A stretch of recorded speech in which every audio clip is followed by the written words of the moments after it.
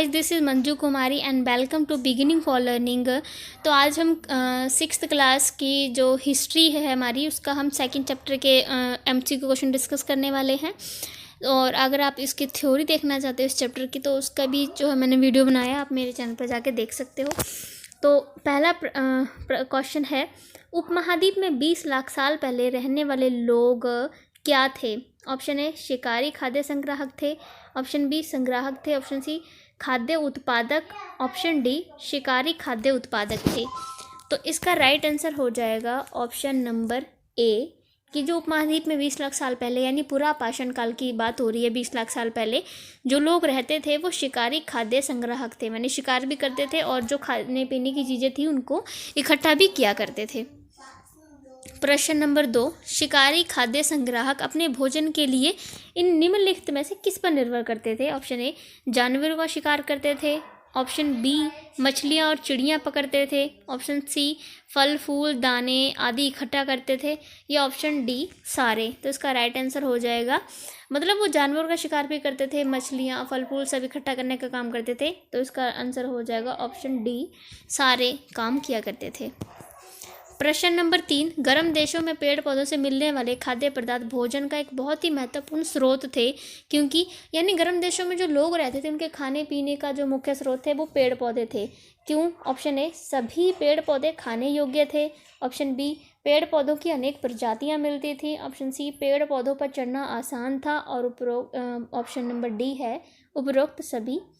तो इसका right answer हो जाएगा ऑप्शन नंबर बी, यानी उनको पेड़ पौधों की अनेक प्रजातियां मिल जाती थी, इसीलिए ही वो भोजन के लिए पेड़ पौधों पर निर्भर करते थे। उनको कई अलग अलग तरह की प्रजातियां होंगी तो अलग अलग तरह के खाद्य पदार्थ भी उन्हें मिलते थे। प्रश्न नंबर 4, आरंभिक मानव के लिए जानवरों का शिकार करना आसान नहीं था, क्यों? ऑप्शन नंबर ए कई जानवर उनसे तेज भाग सकते थे, ऑप्शन बी कई जानवर उनसे अधिक ताकतवर होते थे, ऑप्शन सी शिकार के लिए सतर्क और जागरूक होना पड़ता है, ऑप्शन नंबर डी उपरोक्त सभी।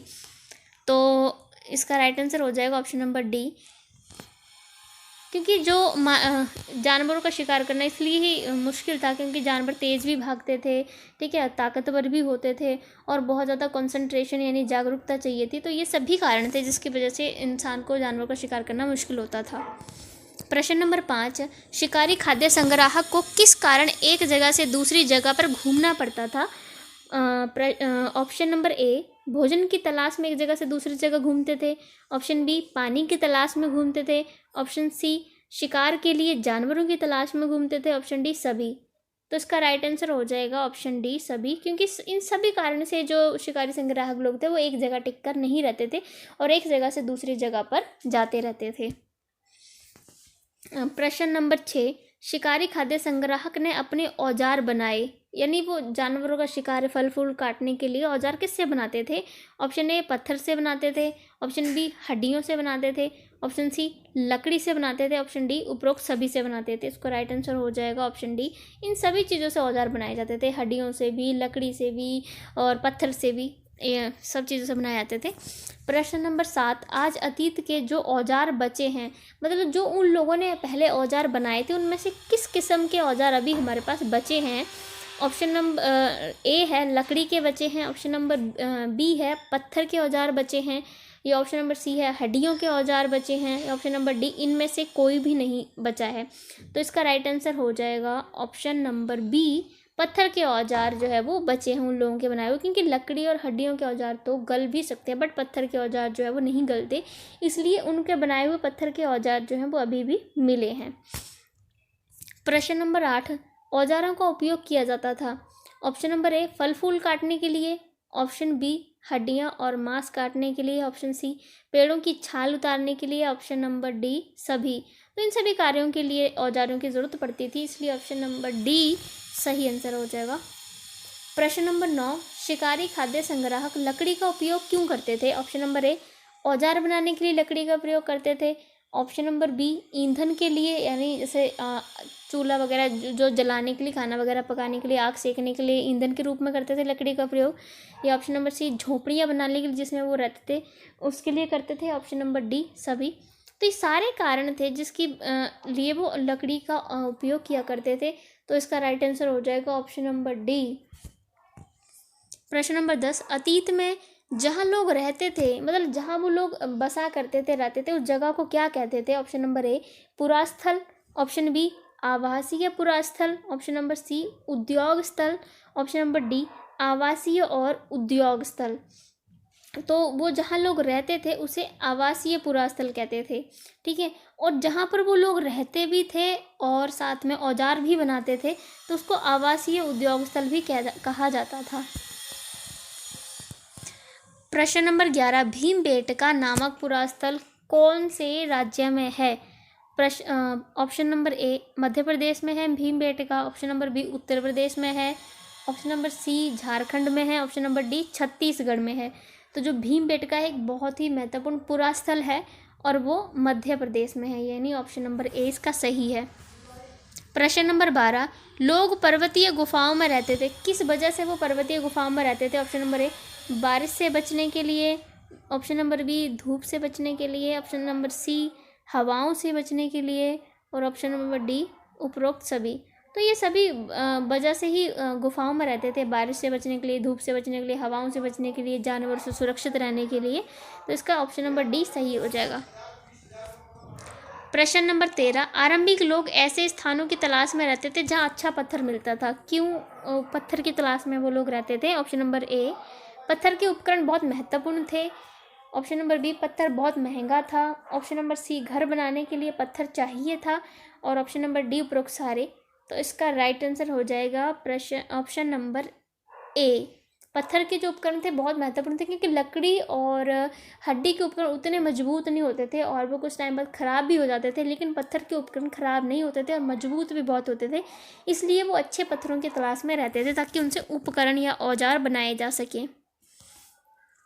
प्रश्न नंबर 14, पुरापाषाण काल जो है वो कब का माना जाता है? तो ऑप्शन नंबर ए है 20 लाख साल से 12,000 साल तक का है, ऑप्शन नंबर बी 12,000 से 10,000 साल तक का है, ऑप्शन नंबर सी 10,000 साल से 5,000 साल तक का है, और ऑप्शन नंबर डी इनमें से कोई नहीं। तो पुरापाषाण काल जो है वो 20 लाख से 12,000 साल तक के बीच का माना जाता है, यानी ऑप्शन नंबर ए इसका राइट आंसर हो जाएगा।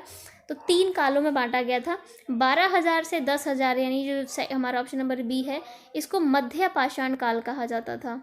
पुरापाषाण काल जो था वो 20 लाख से 12,000 साल तक का था, और मध्य पाषाण काल जो था वो 12,000 से 10,000 तक का था, और 10,000 से अब तक की बात करें हम तो इस वाले काल को जो है वो नवपाषाण काल कहा जाता था। नवपाषाण काल। तो 3 काल थे, पुरापाषाण काल जो कि 20 लाख से 12,000 के बीच का था, मध्य पाषाण काल जो कि 12,000 से 10,000 तक का था, और नवपाषाण काल 10,000 से अब तक का माना जाता है। प्रश्न नंबर 15, पाषाण औजार बनाने की इनमें से ऐसी कौन सी तकनीक नहीं है जो उस समय के शिकारी खाद्य संग्राहक लोग प्रयोग करते थे अपने औजार बनाने के लिए? ऑप्शन नंबर ए पत्थर से मिश्र धातु बनाना, ऑप्शन नंबर बी पत्थर से पत्थर को टकराना, ऑप्शन नंबर सी दबाव शल्क तकनीक, ऑप्शन नंबर डी इनमें से कोई नहीं। तो पत्थर से पत्थर टकरा कर भी औजार बनाते थे वो, दबाव शल्क तकनीक से भी औजार बनाए जाते थे। जैसे दबाव शल्क तकनीक का क्या था, जैसे मान लीजिए ये है एक पत्थर है, मान लीजिए ये एक पत्थर है, अगर उनको इस शेप का कोई औजार बनाना है तो इसी पर इतने उस पर एरिया पर कोई पत्थर बड़ा रखेंगे, दबाव डालेंगे इतने एरिया पर ताकि इस तरह का कोई औजार बन जाए, इसे दबाव शल्क तकनीक कहते थे। तो इसमें से ऑप्शन नंबर ए इसका राइट आंसर है कि पत्थर से मिश्र धातु बनाना, इस तरह की कोई तकनीक नहीं थी उनके पास औजार बनाने की। प्रश्न नंबर 16, मानव इतिहास की लगभग 99% कहानी घटित हुई है, यानी 99% घटनाएं कौन से काल में हुई हैं? ऑप्शन नंबर ए नवपाषाण काल में, ऑप्शन नंबर बी मध्य पाषाण काल में, ऑप्शन नंबर सी पुरापाषाण काल में, ऑप्शन नंबर डी इनमें से कोई नहीं। तो इसका राइट आंसर हो जाएगा ऑप्शन नंबर सी, पुरापाषाण काल में 99% घटनाएं घटी हैं, क्योंकि पुरापाषाण काल ही सबसे लंबा था। कितना था? 20 लाख से 12,000 का इसका टाइम पीरियड है, तो सबसे लंबा तो यही है। तो इसलिए सबसे ज़्यादा जो घटनाएं थी वो पुरापाषाण काल में ही घटित हुई थी। प्रश्न नंबर 17, शैल चित्र। शैल का मतलब होता है किस तरह का कोई गुफाएं, पत्थर वगैरह। शैल मतलब पत्थर, तो शैल चित्र वो होते थे जो गुफाओं वगैरह में उकेरे गए थे। तो शैल चित्र कहाँ मिले हैं? क्वेश्चन ऑप्शन नंबर ए, मध्य प्रदेश और दक्षिण उत्तर प्रदेश की गुफाओं से मिले हैं। ऑप्शन नंबर बी, हरियाणा तथा हिमाचल की गुफाओं से मिले हैं। ऑप्शन नंबर सी, जम्मू तथा पंजाब की गुफाओं से मिले हैं। ऑप्शन नंबर डी, इनमें से कोई नहीं। तो शैल चित्र जो है वो मध्य प्रदेश और दक्षिण उत्तर प्रदेश की गुफाओं से मिले हैं। तो इसका ऑप्शन नंबर ए जो है वो राइट आंसर हो जाएगा। अगले प्रश्न पर चलते हैं। प्रश्न नंबर 18, भारत में शुतुरमुर्ग जो है वो कौन से टाइम पीरियड में होते थे? ऑप्शन नंबर ए, मध्य पाषाण युग में शुतुरमुर्ग मिले थे या पुरा पाषाण युग में मिले थे। ऑप्शन नंबर बी है ये। ऑप्शन नंबर सी, लघु पाषाण युग के दौरान मिले थे। और ऑप्शन नंबर डी, इनमें से कोई नहीं। तो शुतुरमुर्ग जो था वो पुरा पाषाण काल में मिले थे। ऑप्शन नंबर 20 का राइट आंसर है। प्रश्न नंबर 19, शुतुरमुर्ग के अंडे से क्या बनाया जाता है? इनमें से ऑप्शन नंबर ए, मनके बनाए जाते थे। ऑप्शन नंबर बी, मूर्तियां बनाई जाती थी। ऑप्शन नंबर सी, बर्तन बनाए जाते थे। ऑप्शन नंबर डी, खिलौने बनाए जाते थे। तो शुतुरमुर्ग के अंडों की छिलकों से जो है वो मनके बनाए जाते थे, यानी ऑप्शन नंबर ए इसका राइट आंसर है। प्रश्न नंबर 20, राख के अवशेष जो है वो इनमें से कौन सी जगह से मिले हैं? ऑप्शन नंबर ए, भीमबेटका से मिले हैं। ऑप्शन नंबर बी, हुंसगी से मिले हैं। ऑप्शन नंबर सी, कुरनाल गुफाओं से मिले हैं, कुरनूल गुफाओं से। ऑप्शन नंबर डी, उपरोक्त सभी जगहों से राख के अवशेष मिले हैं।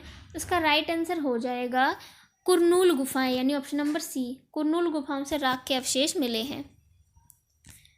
प्रश्न नंबर 21, पुरा पाषाण काल महत्व बताता है। निम्नलिखित में से किसका महत्व बताता है पुरा पाषाण काल? ऑप्शन नंबर ए, आदि मानव का। ऑप्शन नंबर बी, पत्थर के औजारों का। ऑप्शन नंबर सी, हड्डियों के औजारों का। ऑप्शन नंबर डी, उपरोक्त सभी। तो पुरा पाषाण काल जो है वो पत्थर के औजारों का महत्व बताता है। प्रश्न नंबर 22, मध्य पाषाण युग के पाषाण औजार होते थे, यानी मध्य पाषाण युग में जो औजार बनाए गए थे वो किस तरह के होते थे? ऑप्शन नंबर ए, बहुत बड़े होते थे। ऑप्शन नंबर बी, मध्य आकार के थे। ऑप्शन नंबर सी, बहुत छोटे थे। ऑप्शन नंबर डी, बहुत भद्दे थे। तो इसका राइट आंसर हो जाएगा ऑप्शन नंबर सी, बहुत छोटे थे। मतलब जो पुरा पाषाण काल था, है ना, पुरा पाषाण काल में जो औजार बनाए गए थे वो बहुत बड़े थे, ठीक है। लेकिन मध्य पाषाण काल में जो है वो छोटे आकार के औजार भी बनाए जाना जो है वो शुरू कर दिया गया था, ठीक है। तो यहाँ पर मध्य पाषाण में जो औजार बनाए जाते थे वो बहुत छोटे आकार के होते थे। प्रश्न नंबर 23, मध्य पाषाण युग के पाषाण औजार, पाषाण मतलब पत्थर के जो औजार बनाए जाते थे वो क्या कहलाते थे? ऑप्शन नंबर ए, महापाषाण कहलाते थे वो औजार। ऑप्शन नंबर बी, दिव्य पाषाण कहलाते थे। ऑप्शन नंबर सी, नव पाषाण कहलाते थे। ऑप्शन नंबर डी, लघु पाषाण यानी माइक्रोलिथ कहलाते थे। तो छोटे थे ना, और माइक्रोलिथ का मतलब छोटे, तो वो लघु पाषाण कहलाते थे, ठीक है। तो इसका राइट आंसर जो हो जाएगा लघु पाषाण। जो मध्य पाषाण युग में जो पत्थर के औजार मिले हैं वो माइक्रोलिथ कहलाते थे। प्रश्न नंबर 25, सबसे पहले किस जंगली जानवर को पालतू बनाया गया था? ऑप्शन नंबर ए, बकरी को। ऑप्शन नंबर बी, कुत्ता को। ऑप्शन नंबर सी, गाय को बनाया गया था। ऑप्शन नंबर डी, भेड़ को। तो सबको पता है, तो सबसे पहले कुत्ते के जंगली पूर्वज को जो है वो पालतू बनाया गया था, इसलिए इसका ऑप्शन नंबर बी सही हो जाएगा। प्रश्न नंबर 26, लोगों द्वारा पौधे उगाने और जानवरों की देखभाल करने की जो प्रोसेस शुरू हुई थी, एक प्रक्रिया शुरू हुई थी, उस प्रक्रिया को क्या नाम दिया गया था? ऑप्शन नंबर ए, बसने की प्रक्रिया। ऑप्शन नंबर बी, पशुपालन। ऑप्शन नंबर सी, खाद्य भंडारण। ऑप्शन नंबर डी, इनमें से कोई नहीं। तो इसका राइट आंसर हो जाएगा ऑप्शन नंबर ए, बसने की प्रक्रिया उसको नाम दिया गया था। क्वेश्चन नंबर 27, जंगली जानवरों की तुलना में पालतू जानवर के दांत और सींग होते थे, यानी जो पालतू जानवर थे उसके दांत और सींग कैसे होते थे? ऑप्शन नंबर ए, बड़े होते थे। ऑप्शन नंबर बी, छोटे होते थे। ऑप्शन नंबर सी, नुकीले होते थे। ऑप्शन नंबर डी, इनमें से कोई नहीं। तो जो पालतू जानवर थे उनके दांत और सींग छोटे होते थे, यानी option number B right answer हो जाएगा। प्रश्न नंबर 28, अनाज का उपयोग होता था, किस किस रूप में अनाज का उपयोग होता था? ऑप्शन नंबर ए, बीज के रूप में अनाज का उपयोग करते थे। ऑप्शन नंबर बी, खाद्य के लिए अनाज का उपयोग किया जाता था। ऑप्शन नंबर सी, उपहार के लिए करते थे। या ऑप्शन डी, सभी। तो सभी के लिए जो है वो अनाज का उपयोग किया जाता था। प्रश्न नंबर 29, भोजन के भंडारण का सबसे अच्छा तरीका किसको माना जाता था? ऑप्शन नंबर ए व्यापार को, ऑप्शन नंबर बी शिकार करने को, ऑप्शन नंबर सी पशुपालन को, ऑप्शन नंबर डी इनमें से कोई नहीं। तो इसका राइट आंसर हो जाएगा ऑप्शन नंबर सी, पशुपालन को भंडारण का बहुत अच्छा तरीका माना जाता था, क्योंकि एक जानवर पालने से बहुत सारी चीज़ों का भंडारण हो सकता था। जैसे मांस का हो सकता था, एक ही जानवर से मांस भी मिलता था, ऊन भी मिलता था, दूध भी मिलता था, है ना। तो जानवरों को पालने से जो है वो बहुत सारी चीज़ों का भंडारण किया जा सकता था। प्रश्न नंबर 30, पुरातत्वविदों को पयमपल्ली, जो कि आधुनिक आंध्र प्रदेश में है, के पुरास्थल से क्या प्राप्त हुआ है? ऑप्शन नंबर ए काले चने के अवशेष मिले हैं पयमपल्ली से, ऑप्शन नंबर बी ज्वार बाजरा के अवशेष मिले हैं, ऑप्शन नंबर सी भेड़ तथा सुअर की हड्डियां मिली हैं, ऑप्शन नंबर डी सभी। तो इसका राइट आंसर हो जाएगा ऑप्शन नंबर डी, ये सारी चीज़ें जो है पयमपल्ली से मिली हुई हैं। प्रश्न नंबर 31, नवपाषाण युग के पुरास्थलों में कई प्रकार के बर्तन मिले हैं, यानी नवपाषाण के जो पुरास्थल हैं उनमें से किस प्रकार के बर्तन मिले हैं? ऑप्शन नंबर ए लोहे के मिले हैं, ऑप्शन नंबर बी मिट्टी के मिले हैं, ऑप्शन नंबर सी कांच के मिले हैं, ऑप्शन नंबर डी इनमें से कोई नहीं। तो इसका राइट आंसर हो जाएगा ऑप्शन नंबर बी, मिट्टी के बर्तन जो है वो यहाँ से मिले हैं। प्रश्न नंबर 32, मेहरगढ़ संभवतः वह स्थान है जहाँ के स्त्री और पुरुषों ने सबसे पहले क्या उगाना सीखा था मेहरगढ़ में? इसका ऑप्शन नंबर ए है जौ उगाना सबसे पहले सीखा था, ऑप्शन नंबर बी गेहूं उगाना सीखा था, ऑप्शन नंबर सी भेड़ बकरियों को पालना सीखा था, ऑप्शन नंबर डी उपरोक्त सभी। तो इसका राइट आंसर हो जाएगा ऑप्शन नंबर डी, कि ये सारी ऐसी चीज़ें थी जो यहाँ पर सबसे पहले शुरू हुई थी। 8000 साल पहले यहाँ पर ये सारी चीज़ें थी वो शुरू हुई थी। प्रश्न नंबर 33, मेहरगढ़ में जिस प्रकार के घरों के अवशेष मिले हैं, यानी मेहरगढ़ में जो घर मिले हैं वो किस तरह के थे? ऑप्शन नंबर ए चकोर तथा आयताकार थे, ऑप्शन नंबर बी गोलाकार तथा आयताकार थे, ऑप्शन नंबर सी अर्धवृत्ताकार थे, ऑप्शन नंबर डी इनमें से कोई नहीं। तो इसका राइट आंसर हो जाएगा ऑप्शन नंबर ए चकोर और आयताकार, यानी मेहरगढ़ में जो घर मिले हैं वो इस तरह के आयताकार हुआ करते थे। प्रश्न नंबर 34, मेहरगढ़ की एक कब्र में मृतक के साथ क्या दफनाया गया था, यानी क्या मिला है? ऑप्शन नंबर ए बकरी को दफनाया गया था, ऑप्शन नंबर बी भेड़ को दफनाया गया था, ऑप्शन नंबर सी मुर्गी को दफनाया गया था, ऑप्शन नंबर डी कबूतर को दफनाया गया था। तो उस कब्र के साथ में जो है वो बकरी को दफनाया गया था, इसलिए ऑप्शन नंबर ए जो है वो इसका राइट आंसर हो जाएगा। प्रश्न नंबर 35, चताल ह्यूक जो एक जगह थी तुर्की में, उसमें सीरिया से क्या मंगाया जाता था? ऑप्शन नंबर ए हीरे मंगाए जाते थे, ऑप्शन नंबर बी चमकदार पत्थर चकमक पत्थर मंगाया जाता था वहाँ से, ऑप्शन नंबर सी सोना चांदी मंगवाया जाता था, ऑप्शन नंबर डी इनमें से कोई नहीं। तो सीरिया से चताल ह्यूक में जो है वो चकमक पत्थर मंगवाया जाता था, यानी ऑप्शन नंबर बी इसका राइट आंसर है। प्रश्न नंबर 36, मेहरगढ़ में बस्ती का आरंभ कब हुआ था? अभी जो हमने पीछे मेहरगढ़ की बात की जिसमें चकोर आकार के जो है वो इस तरह से आयताकार घर हुआ करते थे, तो वहाँ पर जो है वो किस तरह के, मतलब यहाँ पर मेहरगढ़ में ये बस्तियाँ कब शुरू हुई थी? ऑप्शन नंबर ए 10,000 साल पहले शुरू हुई थी, ऑप्शन नंबर बी 9,000 साल पहले, ऑप्शन नंबर सी 8,000 साल पहले, ऑप्शन नंबर डी 7,000 साल पहले मेहरगढ़ में बस्तियाँ शुरू हुई थी। इसका राइट आंसर हो जाएगा ऑप्शन नंबर सी 8,000 साल पहले, जो कि मैंने आपको भी बता ही दिया था कि 8,000 साल पहले मेहरगढ़ में बस्ती का आरंभ हुआ था। प्रश्न नंबर 37, आज हम जो भोजन करते हैं वो किस प्रक्रिया का परिणाम है? प्रश्न नंबर ऑप्शन नंबर ए बसने की प्रक्रिया, ऑप्शन नंबर बी भंडारण की प्रक्रिया, ऑप्शन नंबर सी शिकार तथा संग्रहण, ऑप्शन नंबर डी उपरोक्त सभी। तो बसने की प्रक्रिया का परिणाम है आज जिसके उस पर हम भोजन करते हैं। क्वेश्चन नंबर 38, उगाई जाने वाली सबसे प्राचीन फसल कौन सी है? ऑप्शन नंबर ए गेहूँ, ऑप्शन नंबर बी जौ, ऑप्शन नंबर सी गेहूँ तथा जौ दोनों, ऑप्शन नंबर डी इनमें से कोई नहीं। तो माफ़ कीजिएगा, इसमें मैंने उत्तर पहले ही लिख दिया है। गेहूं और जौ सबसे पहले उगाया गया था। ठीक है, गेहूं और जौ यानी option number C right answer हो जाएगा। और ये उगाया गया था, अगर हम बात करें तो 8000 साल पहले। कहाँ पर? किरथार और सुलेमान पहाड़ियों में। ठीक है, किरथार और सुलेमान पहाड़ियों में ये सबसे पहले गेहूं और जौ उगाया गया था 8000 साल पहले। प्रश्न नंबर 39, कुत्ते के बाद पालतू किसे बनाया गया था? ऑप्शन नंबर ए गाय बैल को, ऑप्शन बी भेड़ बकरी को, ऑप्शन सी घोड़े को, ऑप्शन डी हाथी को। तो कुत्ते के बाद जो है भेड़ बकरी को पालतू बनाया गया था। तो इसका ऑप्शन नंबर बी सही हो जाएगा। अगला क्वेश्चन है प्रश्न नंबर 40, उपमहाद्वीप में शुरुआती कृषकों तथा पशुपालकों के होने के सबसे महत्वपूर्ण साक्ष्य कहाँ मिले हैं?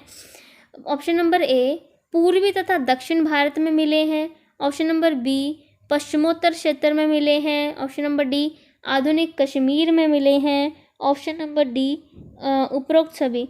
तो इन सभी जगहों पर ये जो साक्ष्य मिले हैं, ऑप्शन नंबर डी इसका राइट आंसर हो जाएगा। अगले प्रश्न पे चलते हैं। प्रश्न नंबर 41, नवपाषाण काल में कपड़े बुने जाते थे। नवपाषाण काल में निम्नलिखित में से किस चीज़ों से कपड़े बुने जाते थे?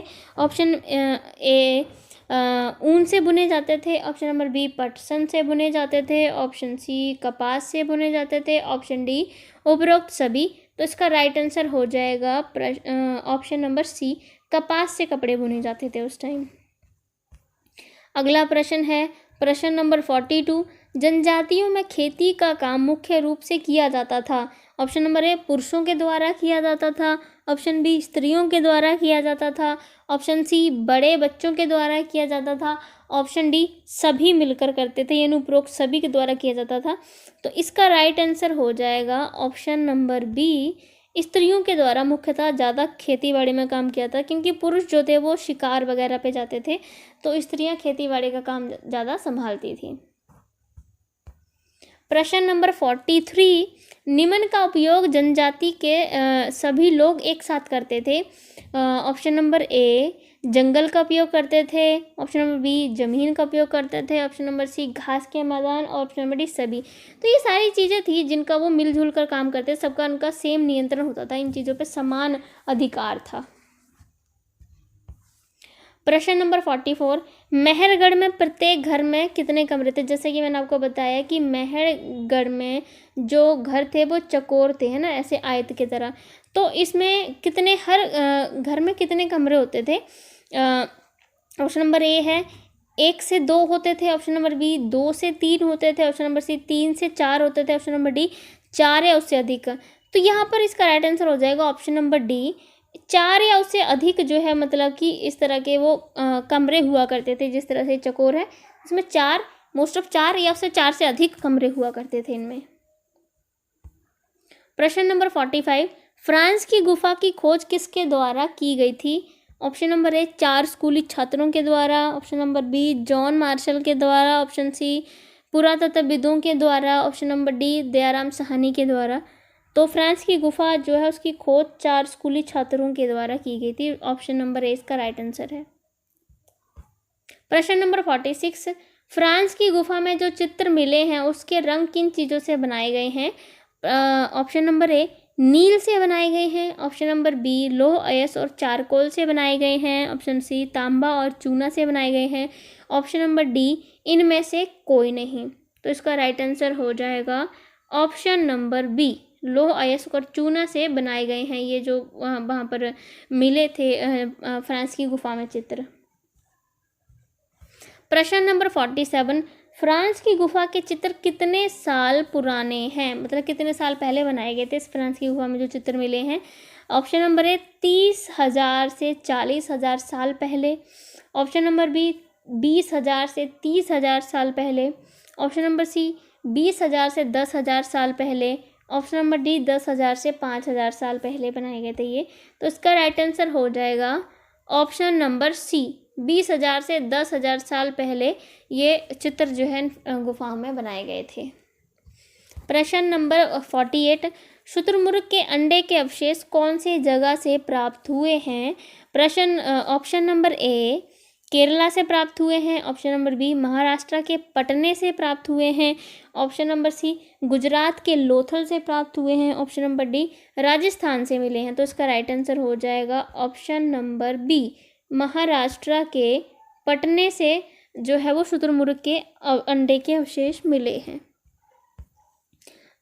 प्रश्न नंबर 49, पुरापाषाण काल का समय क्या था? जो कि मैं पहले आपको बता चुकी हूँ कि पुरापाषाण जो काल था वो 20 लाख से 12,000 साल तक का था। आज का हमारा लास्ट क्वेश्चन, ठीक है, 50 क्वेश्चन। पर्यावरण में बदलाव किस काल में हुए थे? ऑप्शन नंबर ए पुरापाषाण काल में हुए थे, ऑप्शन बी मध्यपाषाण काल में हुए थे, ऑप्शन सी नवपाषाण काल में हुए थे, ऑप्शन नंबर डी इनमें से कोई नहीं। तो पर्यावरण में जो परिवर्तन हुए थे वो हुए थे मध्यपाषाण काल में, यानी ऑप्शन नंबर 20 का राइट आंसर है।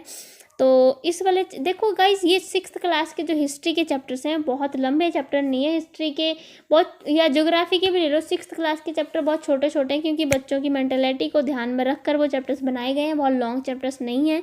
तो उसमें अगर आप पढ़ोगे तो मैंने थ्योरी भी करवाई है, आप थ्योरी सुन लो या फिर ये क्वेश्चन वाली वीडियो कर लो, दोनों एक ही बात है, इसमें भी सारा कुछ कवर है 50 क्वेश्चंस में ही।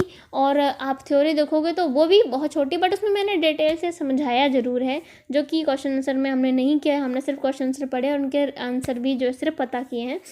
तो अगर आप थ्योरी वाली वीडियो देखना चाहते हैं तो आप मेरे YouTube channel beginning for learning पे जाकर वो वीडियोज़ वहाँ पर पड़ी हैं वो देख सकते हो।